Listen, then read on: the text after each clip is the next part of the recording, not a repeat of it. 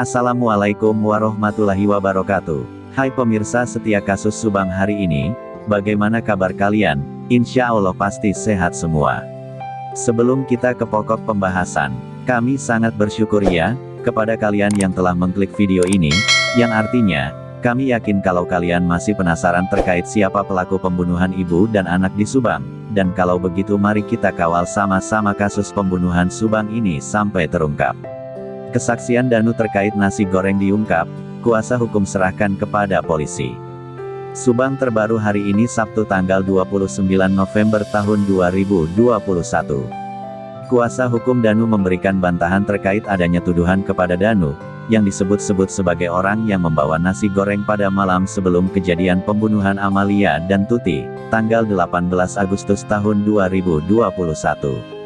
Pengungkapan nasi goreng itu menjadi penting untuk mengungkap siapa pelaku pembunuhan ibu dan anak di Subang. Dengan temuan nasi goreng, mengindikasikan ada orang yang datang ke rumah Amalia dan Tuti pada malam sebelum kejadian. Saat ini, penyidikan kasus Subang ditangani Polda Jabar setelah sebelumnya ditangani Polres Subang. Pada pemeriksaan oleh penyidik di Treskrimum Polda Jabar ini, pekan lalu, Yosef, Yoris dan Danu sudah dimintai keterangan. Kuasa hukum Danu, Ahmad Taufan membantah soal tudingan bahwa Danu adalah sosok yang membawa nasi goreng pada malam sebelum kejadian kasus Subang. Menurut kesaksian Danu itu tidak benar, Danu di saat malam sebelum kejadian tidak kemana-mana atau tidak membeli nasi goreng, ucap Ahmad Taufan kuasa hukum Danu saat dihubungi melalui sambungan seluler, Senin tanggal 29 November tahun 2021. Biarpun seperti itu, Taufan pun tetap mempercayakan sepenuhnya kepada pihak kepolisian dan masih menunggu hasil akhir dari perkara yang sampai dengan saat ini masih terus berjalan. Kami tetap percayakan kepada penyidik ya apalagi sekarang sudah ditangani oleh Polda Jabar, apapun hasilnya nanti kita tunggu saja, katanya. Rohman Hidayat kuasa hukum Yosef yang mendampingi saat pemeriksaan mengatakan, kliennya itu ditanya soal nasi goreng di TKP kasus Subang pada tanggal 17 Agustus tahun 2021 atau malam sebelum hari kejadian. Saat itu, penyidik menunjukkan foto meja makan yang terdapat nasi goreng dan makanan lain. 39 pertanyaan untuk Pak Yosef, salah satunya yaitu terkait dengan adanya nasi goreng dan makanan dengan bungkus aluminium foil, ujar Rohman Hidayat, Jumat tanggal 26 November tahun 2021. Pada malam hari sebelum kejadian, Yosef mengaku sempat datang ke rumah tersebut untuk pamit karena akan menginap di rumah istri muda, Ni Mimin. Pak Yosef tidak mengetahui hal itu, karena sebelum berangkat ke Bu Mimin tidak ada makanan apa-apa, ucap Rohman Hidayat. Fajar Sidik, kuasa hukum Yosef lainnya, menambahkan, dalam pemeriksaan, Yosef ditunjukkan foto meja makan yang mana terdapat nasi goreng. Ada juga bagaimana kebiasaan dari anaknya Pak Yosef yaitu Amalia dari cara menyajikan makanan kalau misalnya Amalia beli nasi goreng cara menyajikannya seperti apa? Apa langsung dimakan dari kertas nasinya langsung atau dipindahkan dulu ke piring, katanya. Dari 39 pertanyaan, selain soal makanan, polisi juga menanyakan soal ponsel. Dalam BAP-nya bukan hanya dipertanyakan terkait kepemilikan handphone, ucapnya. Tapi Ahmad Taufan tiba-tiba singgung Danu jadi tersangka. Kuasa hukum Yoris dan Danu, Ahmad Taufan mempercayai kerja polisi dalam menangani kasus ini. Sekalipun nanti hasil penyidikan menetapkan kliennya jadi tersangka. Apapun hasilnya nanti yang diputuskan polisi, kami tetap menghadapi seandainya pun ada dari klien kita tersangka, ya tetap kita hadapi proses hukumnya, kata Ahmad Taufan saat dihubungi pada Selasa tanggal 23 November tahun 2021. Meski begitu, Ahmad Taufan meyakini Yoris dan Danu tak terlibat perampasan nyawa Amalia Mustika Ratu dan Tuti. Kami sejak awal meyakini bahwa kedua klien kami ini tidak terkait apapun. Kami memiliki bukti-bukti serta kesaksian langsung dari klien kami sendiri maupun kesaksian dari keluarga, ucap Taufan. Biarpun seperti itu, pihak kuasa hukum Yoris serta Danu masih tetap menunggu keputusan resmi dari Polda Jabar.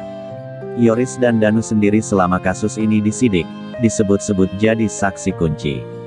Sementara itu, Yoris dan Danu menjadi dua saksi yang secara intens dilakukan. Pemanggilan dari pihak kepolisian untuk terus diperiksa lanjutan.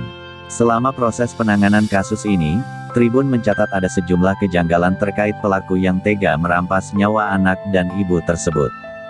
Dari kejanggalan itu, Polres Subang lewat Kapolres Subang AKBP Sumarni sejak awal meyakini bahwa pelaku kasus Subang ini orang dekat. 2. Kasus Subang terbaru, Yosef berharap pelaku cepat terungkap, fakta baru dari pemeriksaan mendalam. Berikut ini 3 kejanggalan dari pelaku berdasarkan temuan polisi. 1. Amalia saat ditemukan dalam kondisi tidak pakai busana tapi tidak ada ruda paksa. Mayat anak dan ibu itu ditumpuk di bagasi mobil Toyota Alphard yang diparkir di rumah. Saat ditemukan, mayat Amalia justru tidak pakai baju. Ya, kondisinya pada saat di tempat kejadian perkara TKP itu memang tanpa busana, tapi dalam keadaan tertutup, ujar Kabid Humas Polda Jabar Kombes Pol R.D. Acaniago saat dihubungi via ponselnya, Rabu tanggal 25 Agustus tahun 2021. Misteriusnya pelaku dalam kasus ini semakin menjadi karena meski mayat Amalia Mustika Ratu ditemukan tanpa busana, justru polisi tidak menemukan adanya ruda paksa atau pemerkosaan. Tapi sepertinya tidak ada tanda kekerasan seksual, saya mendengar untuk kejahatan seksualnya tidak ada di situ, kata Kombes Pol R.D. Acaniago. Kapolres Subang AKBP Sumarni mengatakan, dari hasil otopsi sementara, tidak didapatkan adanya indikasi tindak pidana lain seperti ruda paksa yang ditujukan kepada ibu maupun anaknya tersebut. Kemudian kita juga melakukan pengecekan apakah terjadi persetubuhan atau tidak selaput darah masih utuh, jadi tidak ada indikasi persetubuhan di sana, ujar AKBP Sumarni di Subang, Kamis tanggal 19 Agustus tahun 2021. Postingan di Instagram Amalia Mustika Ratu sebelum hilang, TikTok Rifka MS. Dari hasil olah TKP dan otopsi sementara itu, Tuti dan Amalia Mustika Ratu meninggal dini hari. Diduga korban ini meninggalnya pukul 4 waktu Indonesia Barat sampai pukul 5 waktu Indonesia Barat pagi, kemudian yang ibunya diperkirakan 5 jam sebelumnya, jadi yang lebih dulu meninggal yaitu ibunya, kata Kapolres Subang AKBP Sumarni. 2. Uang 30 juta rupiah di dalam rumah tidak diambil pelaku. Kuasa hukum Yosef, suami Tuti sekaligus ayah dari Amalia, Rohman Hidayat, menyebut ada uang 30 juta rupiah di dalam rumah saat perampasan nyawa itu terjadi. Iya, ada uang 30 juta rupiah di rumah tapi tidak diambil. Saat ditemukan uangnya masih ada dan sempat dijadikan barang bukti oleh polisi, kata Rohman Hidayat saat dihubungi pada Jumat tanggal 27 Agustus tahun 2021. Uang 30 juta rupiah itu kata Rohman yang mendapat keterangan dari Yosef, merupakan uang gaji guru di SMK swasta di Kecamatan Serang Panjang Kabupaten Subang. Seperti diketahui, Amalia merupakan bendahara Yayasan Bina Prestasi Nasional yang mengepalai sebuah SMK swasta di Kecamatan Serang Panjang.